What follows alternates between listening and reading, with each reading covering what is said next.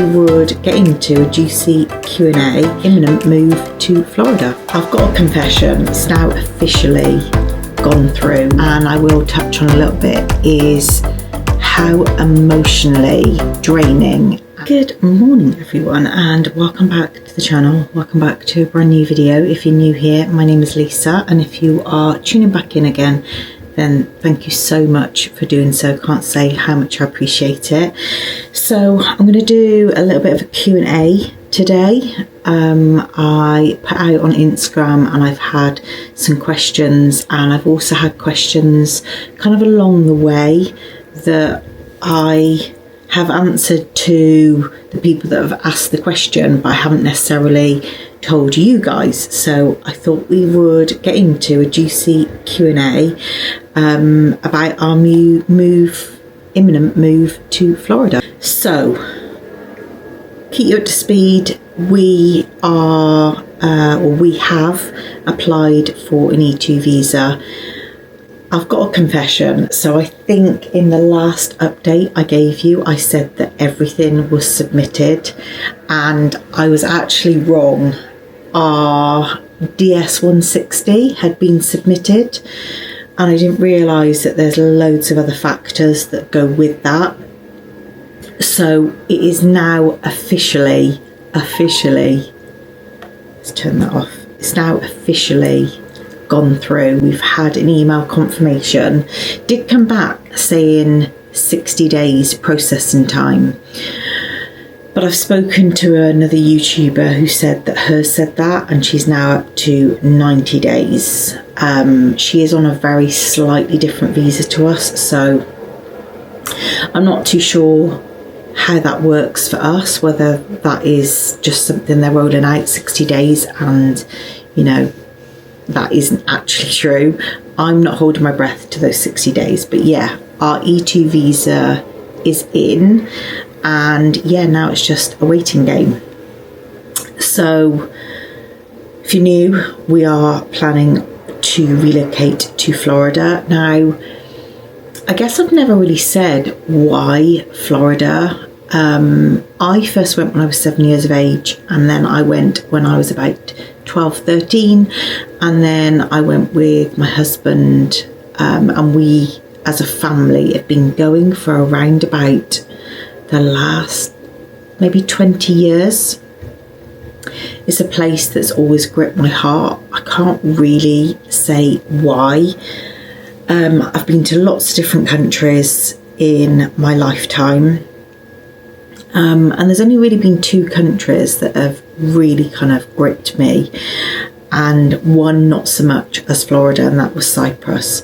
But I don't think I could see myself living there. But yeah, Florida has always had like a special place in my heart, and over the years of returning, yeah, it's always felt like I'm going home, which might be very strange for a lot of you to understand, but genuinely I just felt like I was returning home. And we were doing trips that sometimes were lasting like 4 weeks. It just never ever felt enough. And the last two trips, me and my daughter, especially my daughter, actually became very down, and just 4 weeks it just wasn't enough for us. So that's a bit of a background of why I love Florida so much. I think for a lot of people, moving to Florida is all about the parks. For me, it's not about that. There's just something about Florida. I just love it. I absolutely love it. And obviously as a family, there is going to be so much to do. So yeah, that's a bit of a background of why I am so obsessed with Florida, and probably why I want to live there as well. So we are going out on an E2 visa. We have committed to buying a business. That money is now in escrow. So everything's good to go. It's purely just the whole visa thing now. So I thought I would answer some of your questions, because yeah, often people are trying to do this themselves, or you know, there's something they'd like to know more of, and yeah, obviously I want to be as informative as possible, especially if you're planning this move for yourself, because what I found so far, before we get into Q&A, is there are so many YouTube videos out there that do give you, lots of information. The only thing that I've not really found, and I will touch on a little bit, is how emotionally draining and how it affects you emotionally. That's kind of the thing that I have really struggled with, that I've not really seen much from other YouTubers. I'd say sort of the last 2 weeks was probably my lowest point.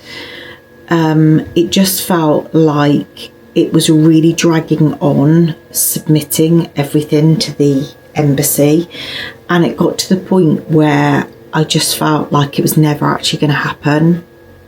I've had lots of other little things as well. Obviously, if you watched my last update video, I mentioned about the cats. There's just been lots of little bitty things that all pile up and become a big thing. And yeah, I just really honestly thought that it just wasn't going to happen. So I think when our visa was submitted on Wednesday, I think it was Wednesday or Tuesday, I just felt a little bit of relief, to be honest with you, because you talk about it for so long, you're doing everything you're meant to, there's just so many elements to it that it actually feels like you've done so much groundwork that you don't feel that it's actually going to all go through. So yeah, I do feel like a little bit of a weight has been lifted off my shoulders, but I don't think any videos I've watched prepared me emotionally for how hard this process was going to be. I guess for any advice of anyone that is going to do, any kind of visa route to the US, is just, take one day at a time and keep thinking about the end goal, because I think sometimes it's very easily get carried away in the moment of feeling all these different emotions. And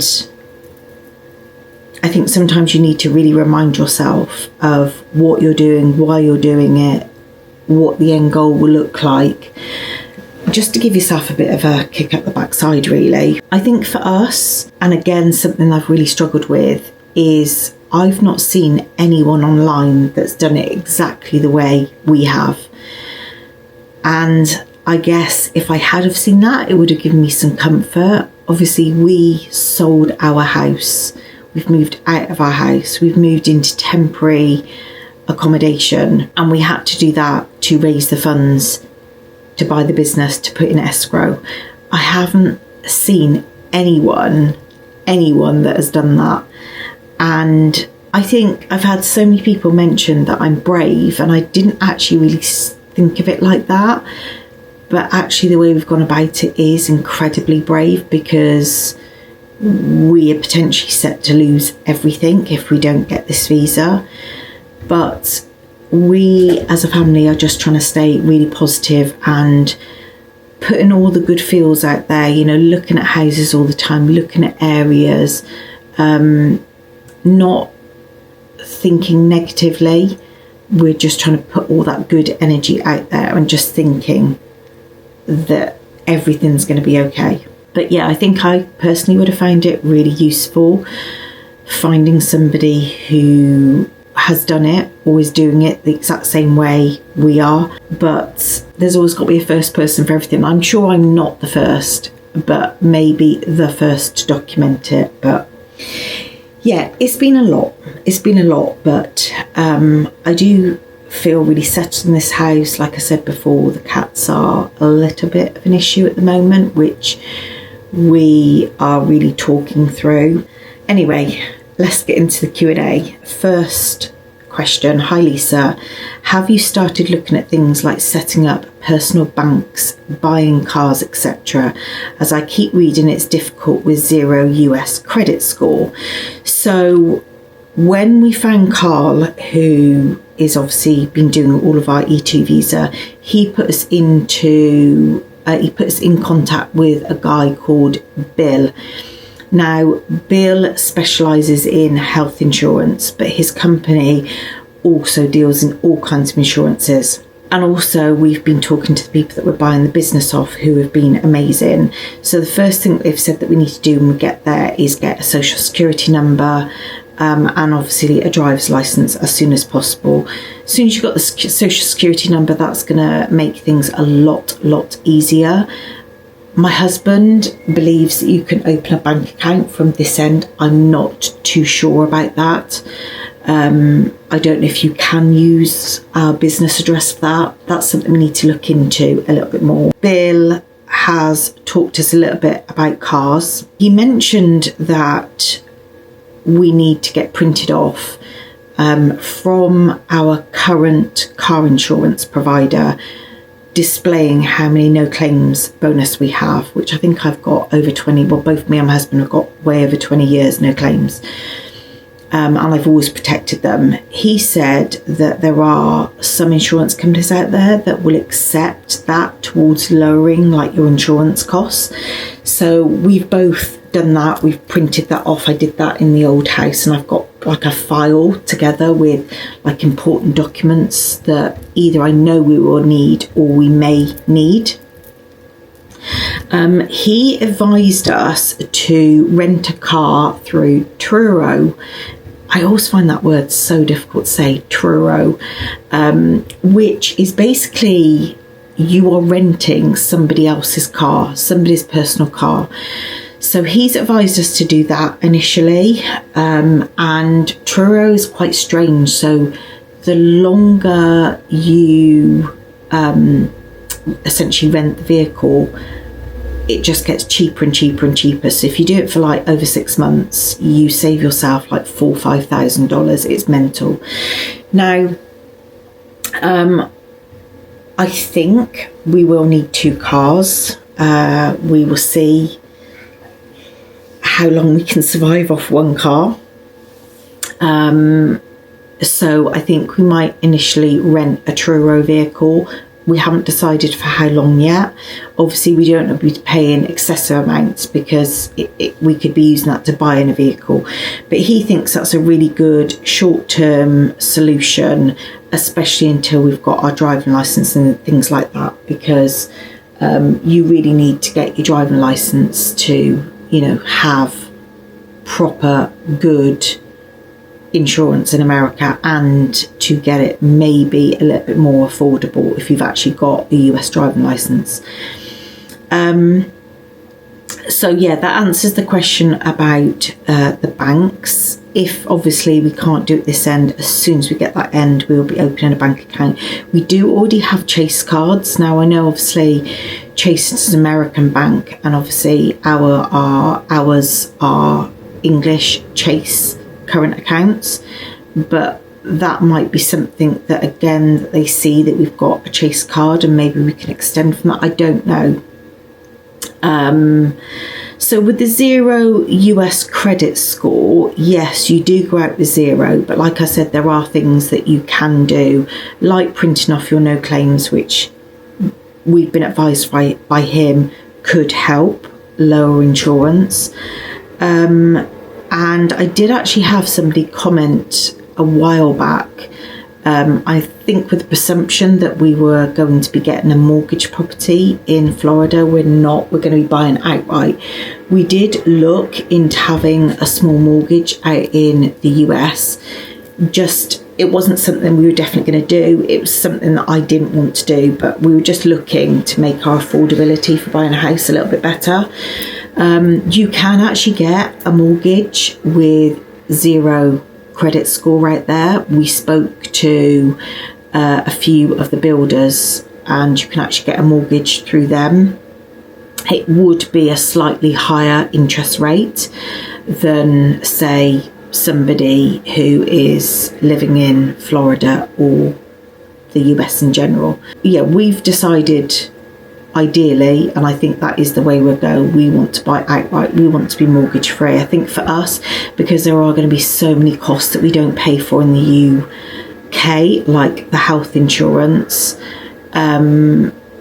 that for us, we just want to be secure financially as much as possible. And if we're going to be paying out lots extra that we're not used to at the moment, I would personally,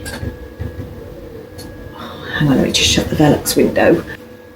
Yeah, I would personally prefer to not have a mortgage, because yeah, it's another outgoing, and I'd rather not have that. In regards, as we're on to the health insurance and things like that, that particular person also said, also, I remembered you saying you have a contact that is helping with insurance, etc. What's the typical rough costs you're looking at for health insurance for all your family?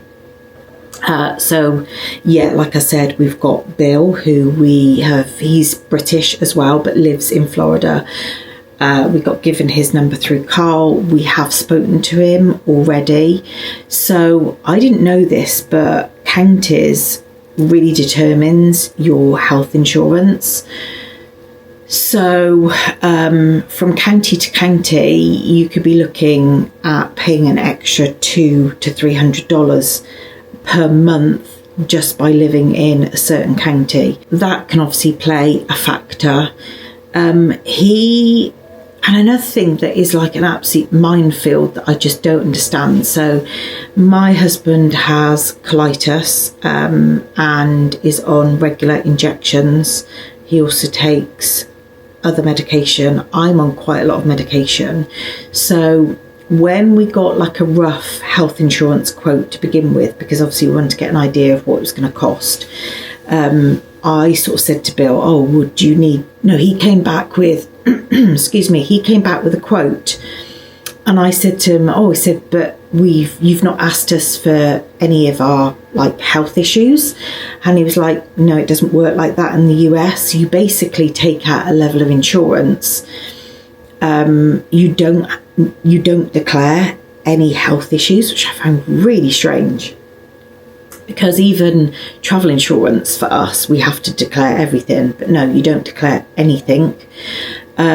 So there are policies with what's called a zero deductible, which is for lots of different things really. So there's zero deductibles for if you have like a GP appointment, if you, I don't know, have to go into hospital, or for lots of different things, you can get zero deductibles. You can even get zero deductibles for your prescriptions. So I think for us, we would want as much zero as possible. I'm presuming that that's probably not possible for everything. And obviously the more zero deductibles you have, the higher your insurance goes. But as a rough quote for us, a family of four, which is essentially 4 adults, Isla is going to be 16 in October. So essentially 4 adults, we're looking at around about $700 a month. Which, yeah, a lot of you are going to take a big gasp, and it is a lot of money. But the thing I think that a lot of people forget in the UK and just presume is that the NHS is free. It is not free. We are always paying for the NHS. You know, we make national insurance contributions. We are paying for our national health care. It is not free. It's just that we don't see how much is being taken out of our accounts, or, you know, what is being taken out of our account is going towards the NHS. We have no clue realistically what we're paying. And, you know, I guess you maybe could say you pay for what you get. I don't know. I'm presuming, and again, I don't know, I'm presuming that wait times for things or procedures in the US would be less than the UK, but again, that's just a presumption.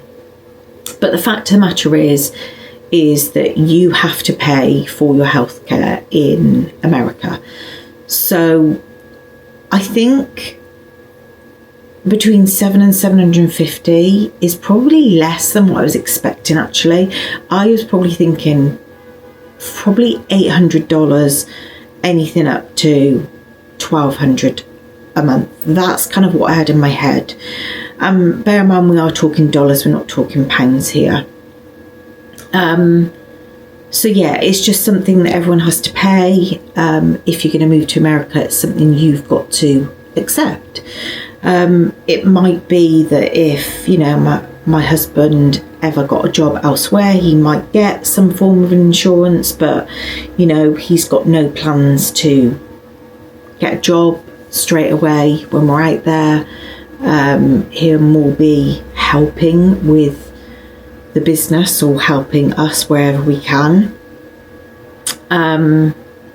So yeah, I you know, it is a lot of money, but it's something you just got to suck up and get on with, essentially, isn't it? You know, apparently when you have a business, so I don't know whether this is the subsidised amount or whether when it goes through it'll be less. I think maybe the subsidised amount, I don't know, but apparently when you have your own business in the US, you get it subsidised by the government, like a lot cheaper rate. So whether that's £700 is that subsidised rate, I don't know. Now, there were policies a lot less, and Bill even told us that we could probably pay zero if we wanted to.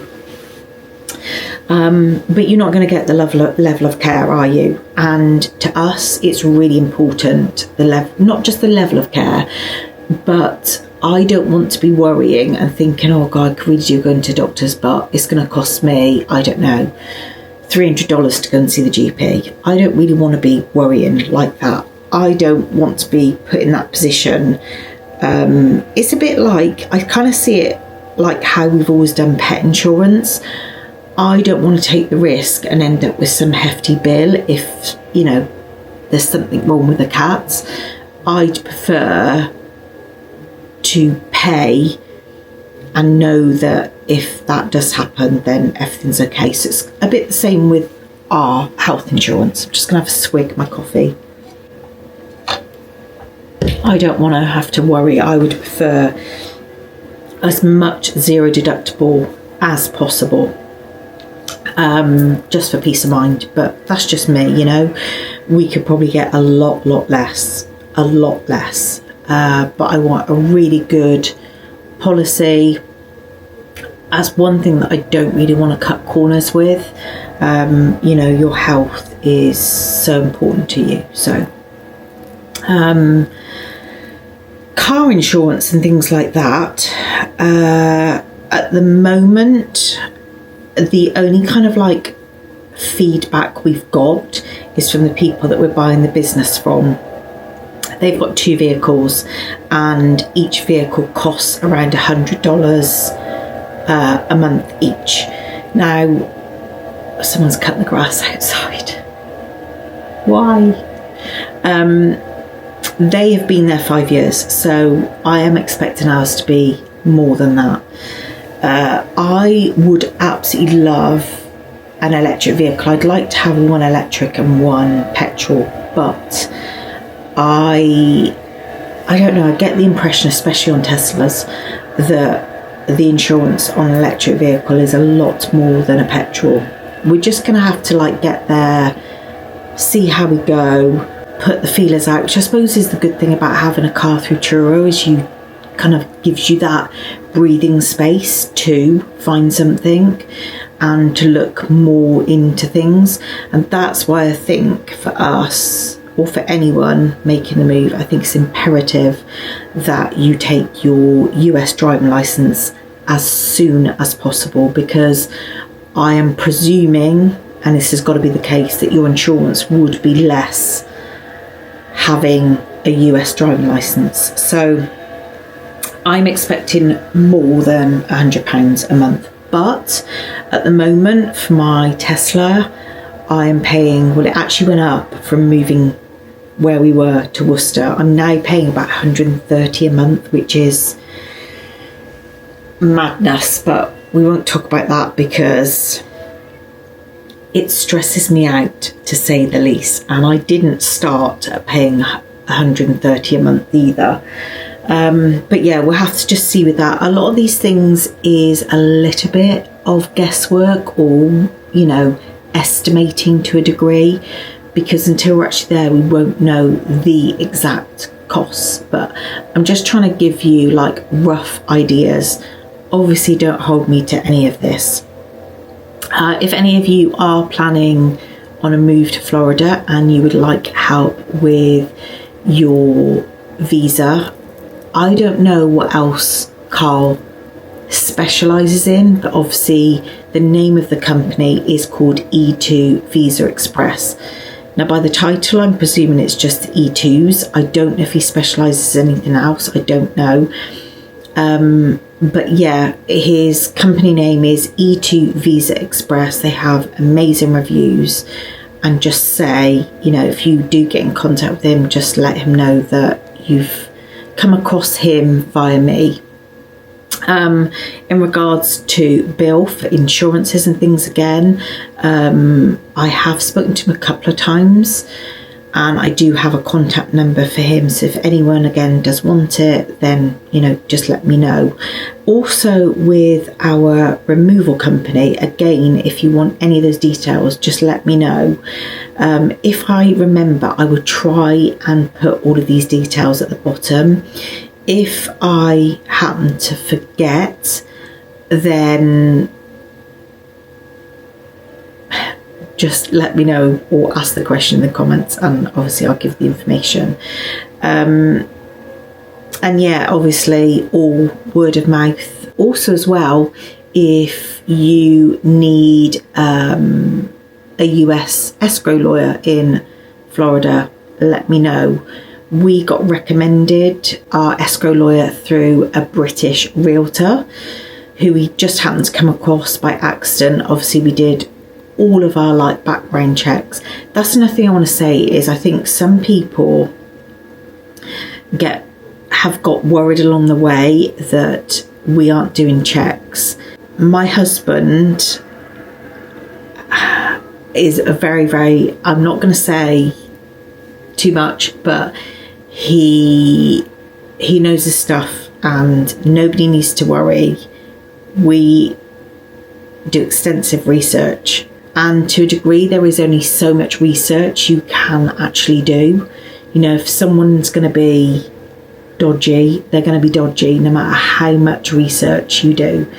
So it is quite a vulnerable situation to be in sometimes, especially the whole escrow thing, because you're handing over a large sum of money to a US lawyer who is holding, you know, keeping your money secure. But I always think coming from word of mouth from somebody is always like a really good start. You know, I think if you find somebody through word of mouth, for me, that speaks volumes. Okay, why have we chosen to ship our belongings? Okay, so Floridian houses, the majority of them, or the ones we're looking at, are hopefully going to be bigger than our UK home. I think initially we weren't planning on shipping any of our belongings, and then I had a video call with a company who we didn't end up using actually, that ship all your belongings, and had a video call with him, and he sort of said to me, you know, if you don't ship your things, think about how you are going to get rid of all of your stuff. Now, we lived in a big 4-bedroom house before, big 4-bedroom house, and over the years you accumulate lots of stuff. Now, that's not stuff as in it's like crap you don't care about. There's memories, there's things there from the kids, and I don't keep everything, you know. I wouldn't even say I'm that much of a hoarder, but there's home decor, there's bits that, you know, I like, and familiarity, I can't say that word, familiarity, I cannot say that word, you know what I mean, to our life in the UK and what made our house in the UK feel like a home. And don't get me wrong, I am so excited, and I am going to be buying a lot of home stuff when we get there. And it might be that we've shipped some stuff and we decide that actually it doesn't suit that house and we might want to get rid. Big things like the sofas. So let's go through the sofas. I'm still paying those off. And if they were about £3,000, those sofas, I'm still paying them off. And if I'd sold them on Facebook, I reckon max I would have got £300. I am not doing that. And I do like those sofas. I wouldn't say they're exactly the most comfiest, but again, if we buy a house and we've got a loft and a living area, we're going to need 2 sets of sofas. And, you know, I can't justify spending thousands and thousands of pounds on 2 sets of sofas. You know, we've got 1 set now. It might not be, you know, the comfiest or whatever, but I do really like those sofas. I'm still paying them off, and I was not prepared to let them go for 300. You know, and they're literally, I think, 2-3 years old, and they're immaculate. So those we decide definitely will come with us. Then my bed, I love my bed. Got it from Next. It's only a few years old. My mattresses, I bought 2 single mattresses for my super king size bed. Really expensive mattress. You know, my bed in itself is probably, bed and mattress, about 3,000.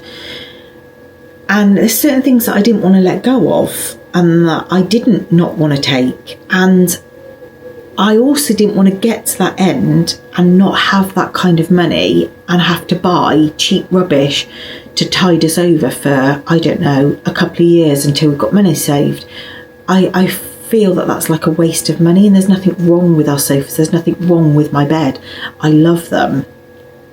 And there's things like the side tables to my bed, you know, I do really like, but I think maybe in our new bedroom in Florida, they might look lost, but they can go in a spare room, you know. I think if you just get rid of everything from scratch, I think a couple of things. Firstly, you've got no clue of how much all your stuff is worth. Before they came and boxed up everything, I had to do kind of like an inventory and work out value of things in every single room. And I think our value came to like £36,000. That's a lot of money. And I haven't got £36,000 the other end to spend.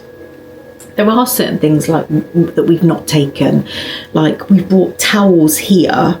We will probably buy new towels when we get there, and either maybe take 1 bath towel each with us and maybe a few hand towels. But the rest here will probably go to charity. Because, you know, some of the towels are like falling to pieces and stuff, and I'd like new towels there.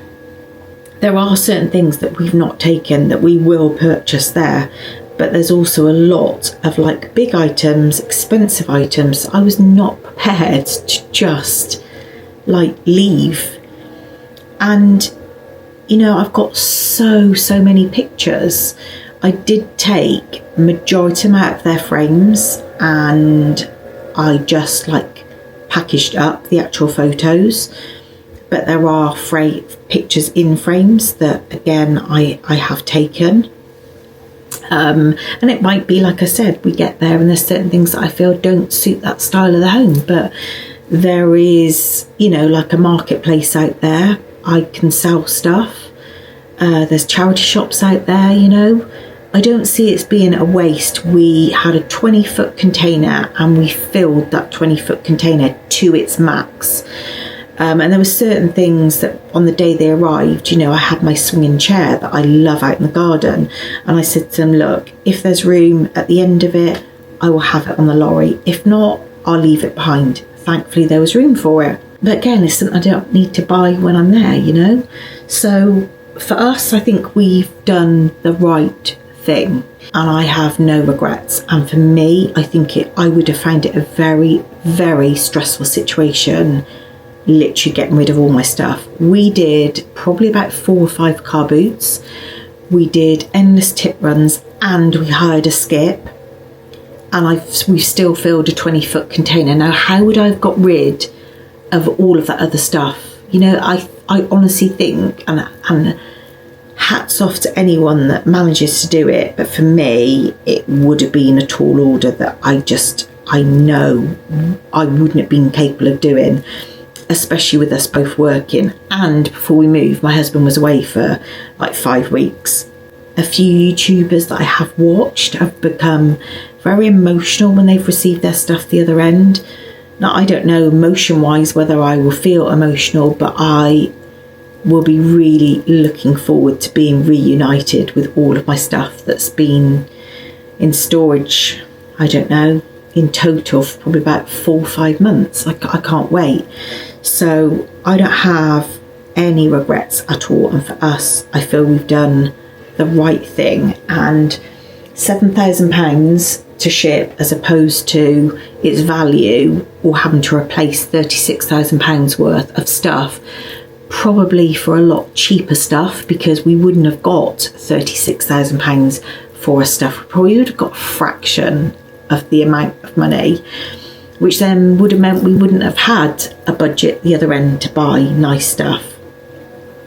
And this way we've kind of got the basics. If we choose to change it, or we see something we think would be more suitable, we've still got the flexibility to sell, change as and when we've got the money. So yeah, for us, we feel 1,000% we've done the right thing.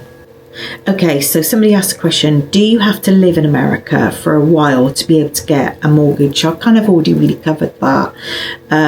It's very different in America. You can get mortgages through the builders if you're buying a new build. And like I said, we obviously didn't go through and get a yes or no answer. But again, I don't know if it works like that in the US, but we were certainly offered mortgages, and we were given interest rates should we need them. But like I said, that's, you know, something that we have decided we would prefer to be mortgage free. That's kind of our dream.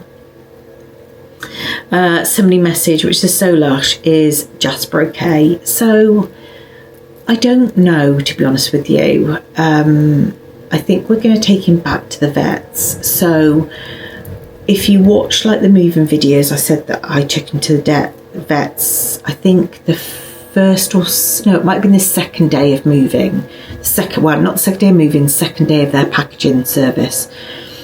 I took him to the vets because he'd lost quite a bit of weight. I wouldn't say he's lost any more weight, but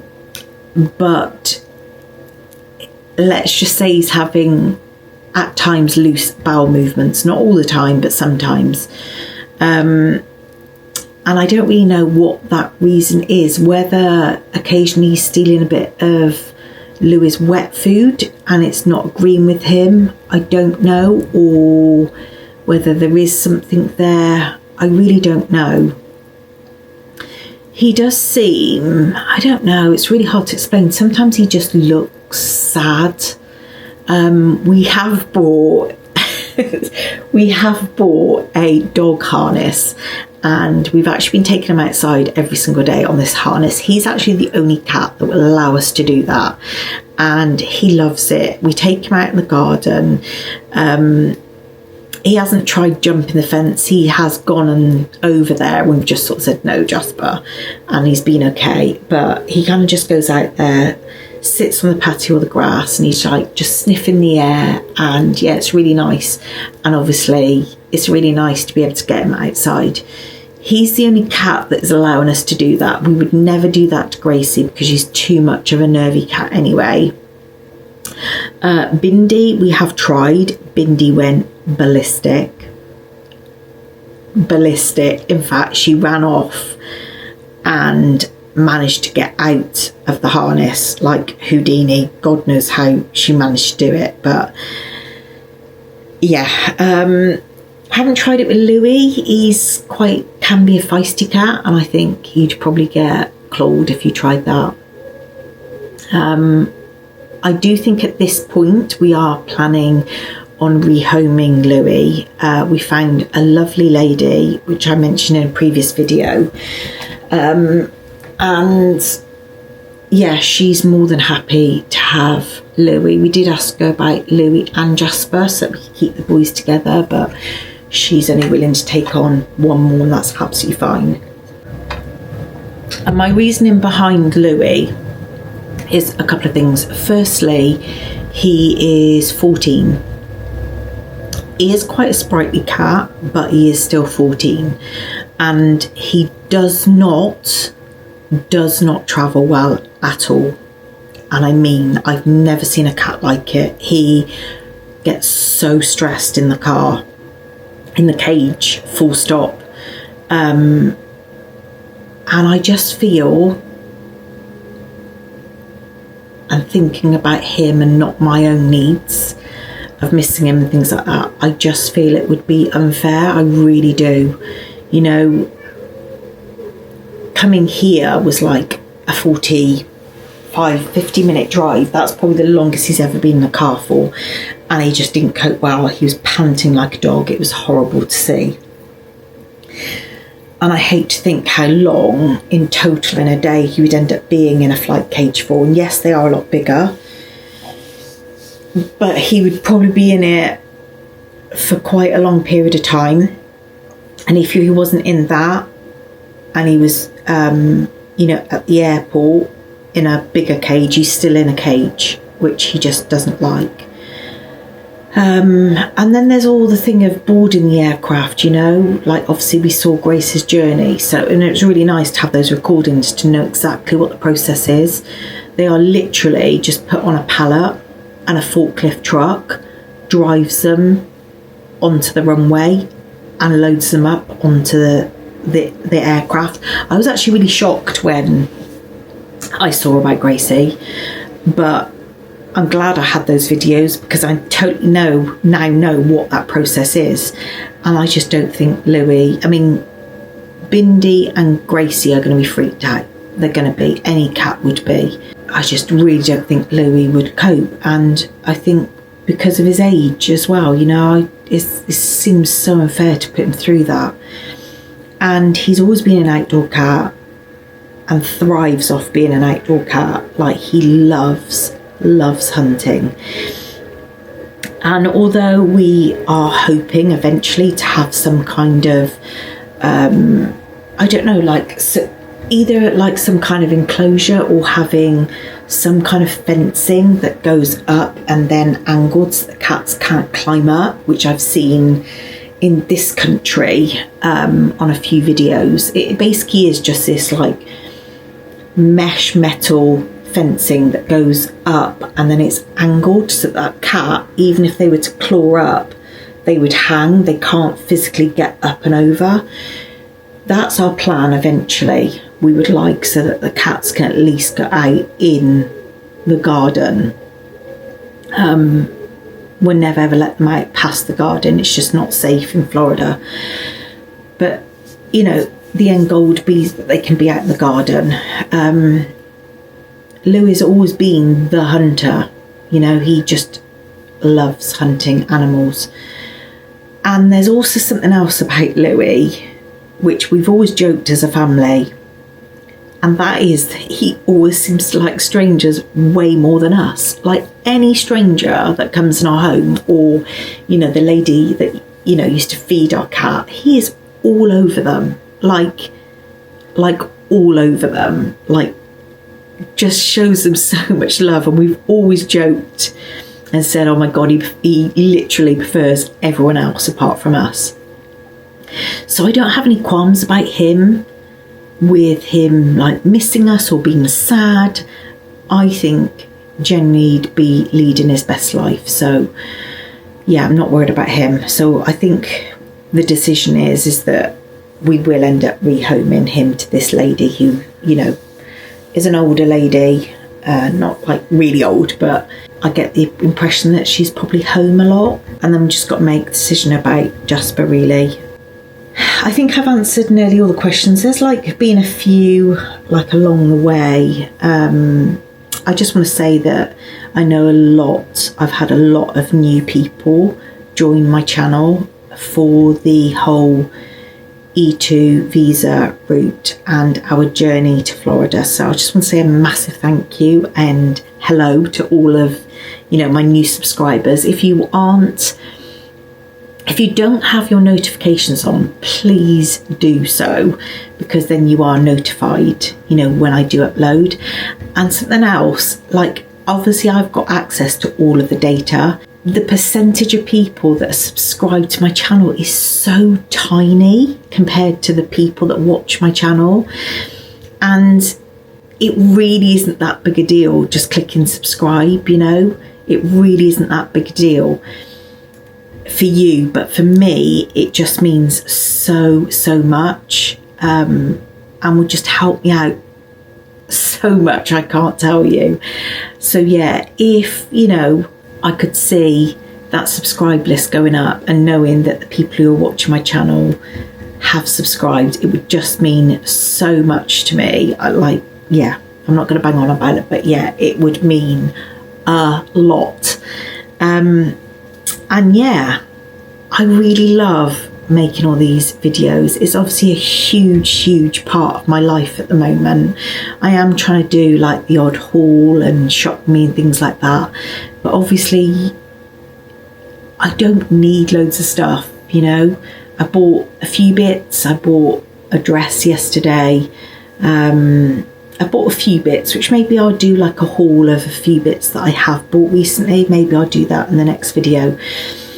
But yeah, a lot of the content at the moment is around this whole move, which is just massive in our lives at the moment. So I really hope that my subscribers from the very beginning don't mind that is, a lot of my content at the moment. But it's a really exciting journey, and a journey that I just love sharing with all of you. And it's just really nice people reaching out as well, especially people reaching out that are going to do a move to Florida as well. I actually have met with a subscriber twice in the last, week and a half.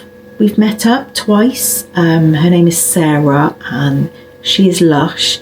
We did a coffee sort of meet up the first time, and then I met her yesterday on my day off and we went for a nice breakfast together, and just spoke about how we're going to do this journey. Obviously she knows my journey, but hers is going to be very different to mine. And yeah, it's just nice giving advice, or me asking things that I wonder about. So along this journey you do have lots of wobblies, and it's nice hearing from somebody else that I'm not the only person that has like mini wobblies all the time. But yeah, please don't be afraid to reach out. If you're going through a similar thing, or you're thinking about going through a similar thing, or you want advice or pick my brains on something, please just ask, because if I can help you, then it makes me feel good that I've help somebody else on this journey. But yeah, I really hope you've enjoyed this Q&A and I've answered some of your questions. If there's anything else you'd like to know, drop it in the comment section below. And if you subscribe and you're not already subscribed, then let me know in the comments as well. It would be lovely. Do you know what? I have this dream that one day I will go into my account and see my YouTuber subscribe list literally just overnight just grow massive. I would absolutely love that. So keep those fingers crossed for that. Got to keep positive and, put all that positive energy out there. So yeah. Really hope you've enjoyed this video, and until next time, take care, and I'll see you really soon in my next video. Bye!